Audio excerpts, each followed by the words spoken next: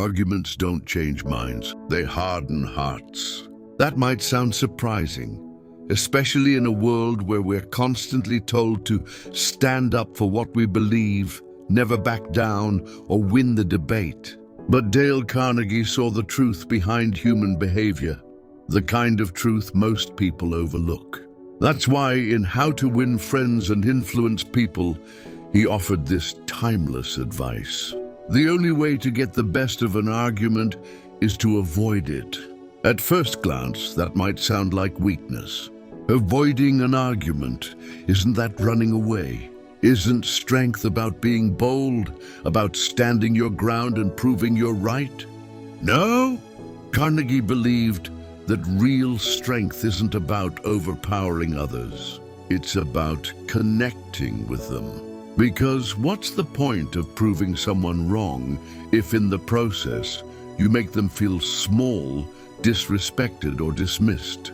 Think about it. Have you ever had an argument with someone, a friend, a co-worker, a partner, and you walked away thinking, I totally destroyed them. I made my point. But did they agree with you afterward? Probably not. Maybe they went quiet. Maybe they walked away angry, embarrassed, or hurt. Maybe they pretended to agree just to end the conversation. But inside, their walls went up even higher. That's the trap. You might win the argument, but you lose the person. Carnegie understood something powerful. People don't respond to logic when their pride is on the line. They respond to empathy, respect, and emotional connection. Influence doesn't come from pressure.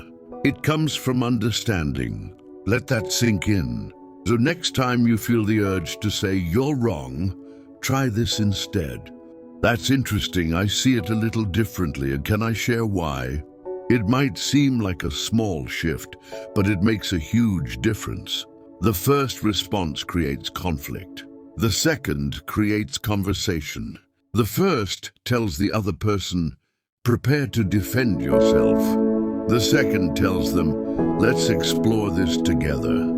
It's not about silencing your opinion.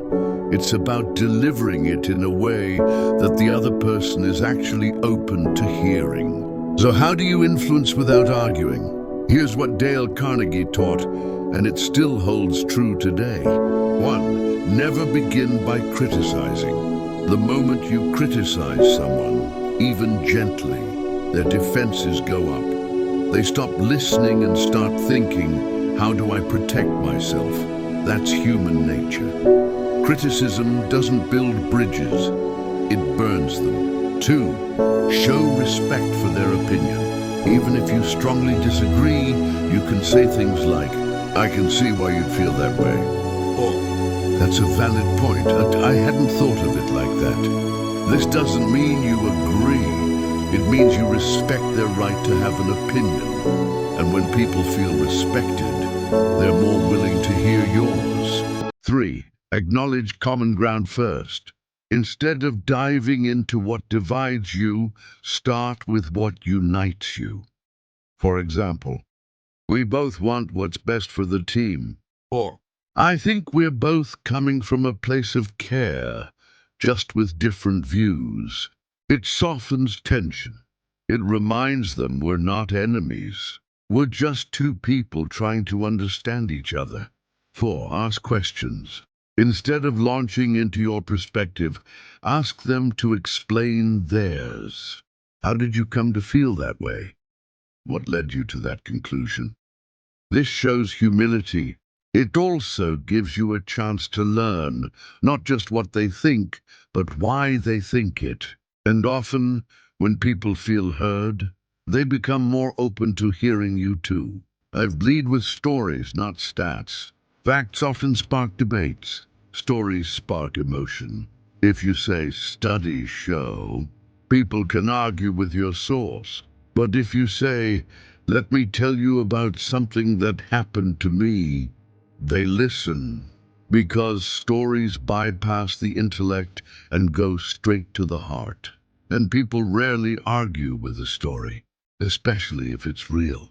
Carnegie believed something that's just as relevant. Now, as it was in the 1930s, people are not creatures of logic. They are creatures of emotion. You can stack all the facts, all the data, all the logic in the world, but if you don't touch the heart, the mind won't open. If you appeal to someone's emotions, you create space. You invite dialogue. You open the door, but if you challenge their pride, that door closes. And sometimes it never opens again. So what does that mean for you? It means that the next time someone disagrees with you, don't gear up for battle. Don't try to overpower them with words. Try to understand them. Try to connect. Because in the end, real influence doesn't come from being right. It comes from being remembered. Not as someone who argued, not as someone who talked over others, not as someone who always had to win, but as someone who listened, who respected, who tried to connect. That's the Dale Carnegie way, and it still works, even in today's noisy, divided world, where everyone's shouting and few are truly listening. This timeless wisdom still cuts through. So if you want to make a real impact, don't raise your voice, raise your understanding, because that's what people will remember.